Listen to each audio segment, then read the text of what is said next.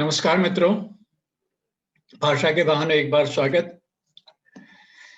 आज मुझे लगता है कि हमें कुछ नई बात करनी चाहिए और इसे चाहिए शब्द को पकड़ रहा हूँ। चाहिए पर वो नई बात होनी चाहिए।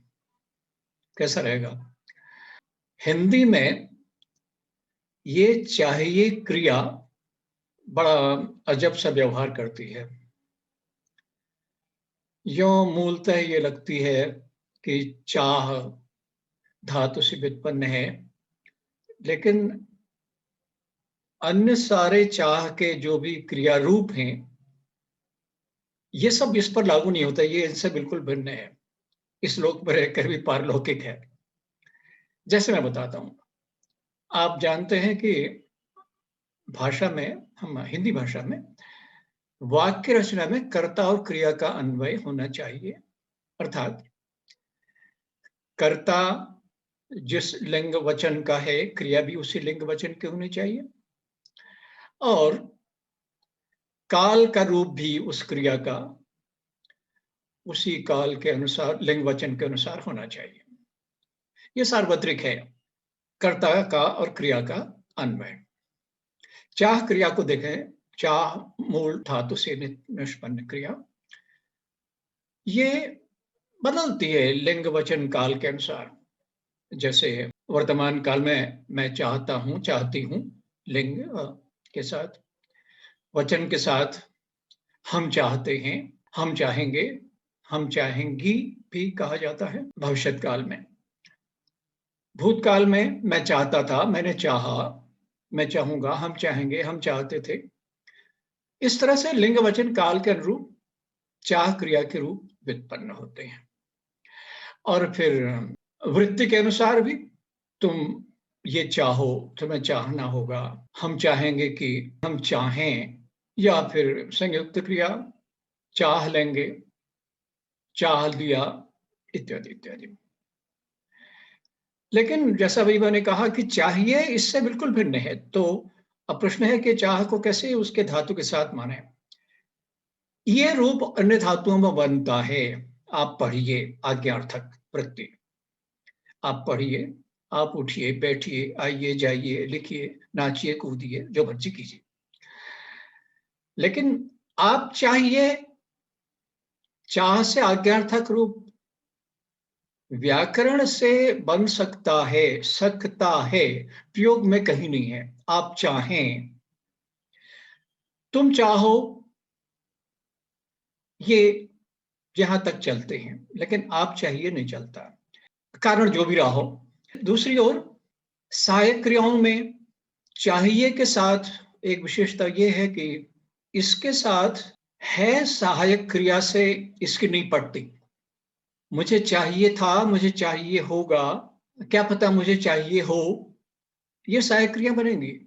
लेकिन मुझे चाहिए है, ये व्यवहार में नहीं है। चाहे सिद्धांत में हो, मुझे चाहिए है, हम लोग नहीं कहते। हाँ, चाहिए होता है। प्रायः मुझे सुबह उठकर गर्म पानी चाहिए होता है, इत्यादि इत्यादि। तो अब चूंकि चाहिए के रूप बिल्कुल इनसे भिन्न है, हम सब जगह चाहिए लगाते हैं। जिस भी वचन में बात करनी हो, काल में बात करनी हो, मुझे फल चाहिए। हाँ, कुछ लोग बहुवचन में चाहिए रूप बना देते हैं, अनुनासिक वाला। ऐसा प्रयोग देखा गया है, लेकिन ये स्वीकार्य नहीं है, क्योंकि ये एक तरह से अश्मीभूत क्रिया हो गई, या मैं फॉसिलाइज्ड वर्ब कहता हूं। मैंने इसको रूप बदलते ही नहीं है, चट्टान सी हो गई है, अप्रभावित, लिंग वचन काल से निरपेक्ष। तो मुझे एक फल चाहिए, मुझे 10 फल चाहिए, चाहिए नहीं होगा। मुझे आज चाहिए, मुझे कल चाहिए, परसों चाहिए, कभी भी चाहिए। काल से भी कोई फर्क नहीं पड़ता, वचन से कोई नहीं फर्क पड़ता। मुझे, ये दोनों समानार्थी नहीं है। मैं सोना चाहता हूं, यह हमारी इच्छा बता रही है, मैं सोना चाहता हूं। अब मैं थक गया हूं, मैं सोना चाहता हूं।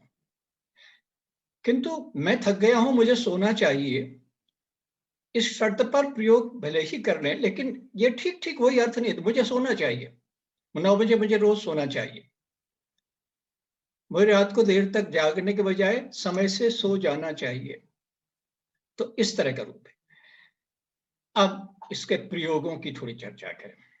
आमतौर पर चाहिए का प्रयोग क्रियार्थक संज्ञाओं के साथ, तुमर्थ रूप जिसमें कहते हैं ना नी वाले, उनके साथ होता है, क्रियार्थक संज्ञाओं के साथ। और कर्म कारक का प्रयोग इसमें होता है, सचेतन कर्म हो तो। अचेतन हो तो सीधा सीधा को नहीं होता, तब सीधी अनुमति होगी कि समय हो गया है, गाड़ी आनी चाहिए। लेकिन अगर हम तुम के साथ लगा रहे हैं तो कर्म कारक का प्रत्यय लगेगा, तुम्हें जाना चाहिए, तुम्हें आ जाना चाहिए, अब तुम्हें बैठ जाना चाहिए, अब तुम्हें सो जाना चाहिए, उसको आ जाना चाहिए, राम को खा लेना चाहिए, राम को चले जाना चाहिए। वहां को लगेगा कर्म, अगर सचेतन क्रिया है, कर्म है तो। अचेतन कर्म है तो को हट जाएगा और बता दिया गाड़ी आनी चाहिए, बस चलनी चाहिए, वर्षा होनी चाहिए। इस तरह के प्रयोग इसके होते हैं। सीधे कर्ता से तब अनुमति होती है, कर्म से नहीं होती।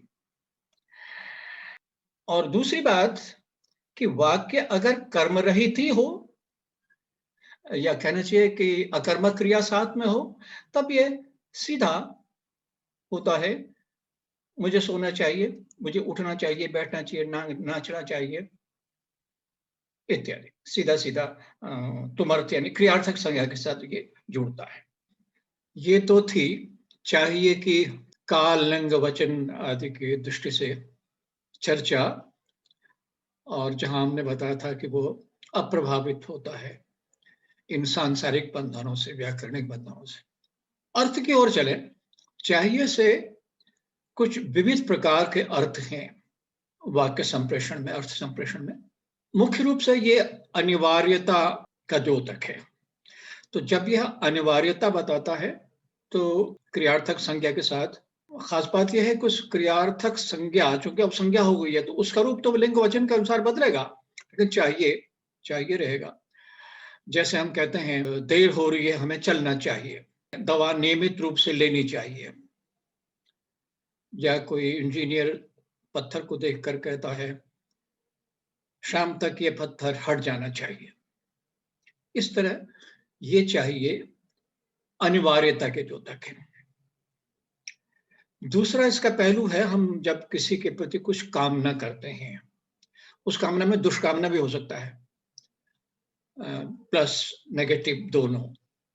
हम कामना करते हैं कि भाई तुम्हारा स्वास्थ्य ठीक होना चाहिए, दवा लेते रहो, तुम्हारा स्वास्थ्य ठीक होना चाहिए, बादल घिर रहे हैं, शाम तक वर्षा होनी चाहिए।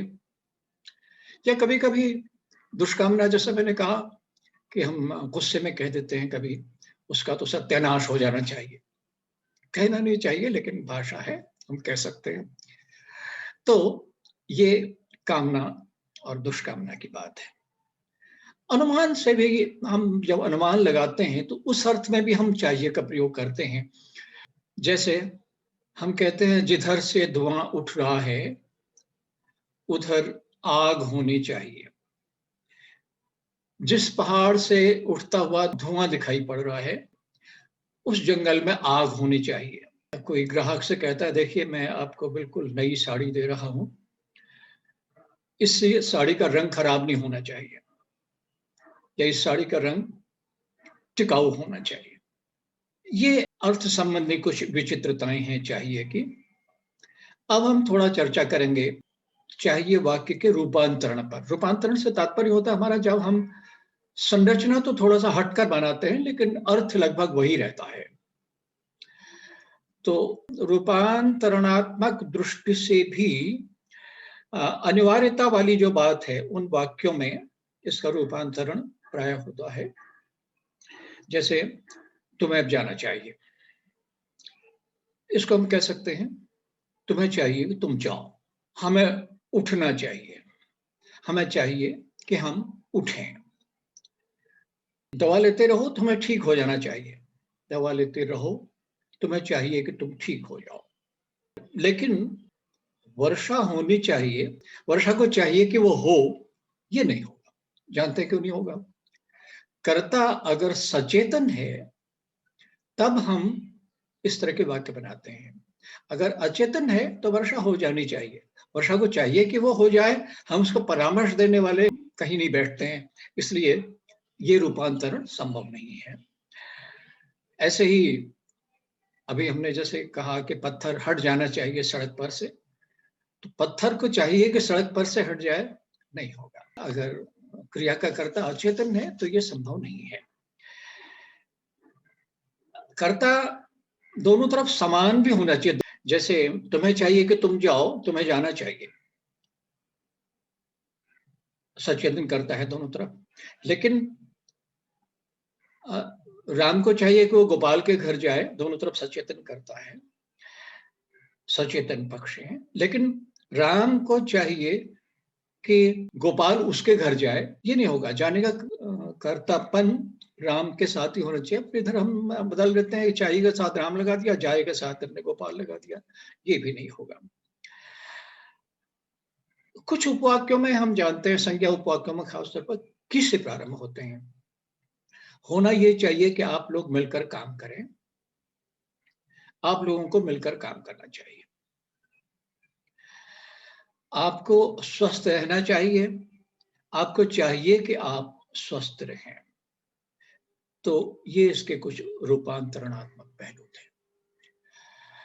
तो हमने जो चाहिए से बात प्रारंभ की थी, आज हम इसको थोड़ा सा दोहरा लें कि एक तो यही, जैसा हमने कहा कि ये अव्यय के समान व्यवहार करती है, एक तरह से अश्मीकृत फॉसिलाइज्ड हो गई है। इसमें लिंग वचन काल के अनुसार कोई परिवर्तन नहीं आता।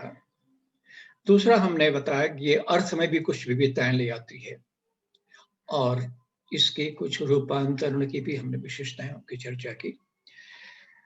आज के कार्यक्रम में हम यहीं तक रख रहे हैं, लेकिन आपको भी चाहिए कि इस चाहिए के बारे में आपकी क्या राय बनती है, उसे आपको व्यक्त करना चाहिए। आपको चाहिए कि आप उसे व्यक्त करें, और हम चाहते हैं कि आप इस तरह की टिप्पणियां हमें दें, ताकि हमारे कार्यक्रम आगे बेहतर रहना चाहिए। हमें भी चाहिए कि हम ऐसे कार्यक्रम प्रस्तुत करें जो आप लोगों के काम आए। जैसा हमने एक बार पहले भी कहा था, हिंदी में इस तरह की अनेक संभावनाएं हैं, क्योंकि व्यापक क्षेत्र में प्रयुक्त हो रही है, इसलिए भ्रम होने की अनेक स्थान पर संभावनाएं होती हैं। हम नए प्रयोग भी करते हैं। नए प्रयोगों का स्वागत। भ्रमों को निवारण करने के लिए हम और आप मिलकर प्रयास करेंगे। हमें मिलकर प्रयास करना चाहिए। तो इसके बारे में अपनी राय दीजिएगा। आज यहीं पर आपसे विदा लेते हैं। नमस्कार।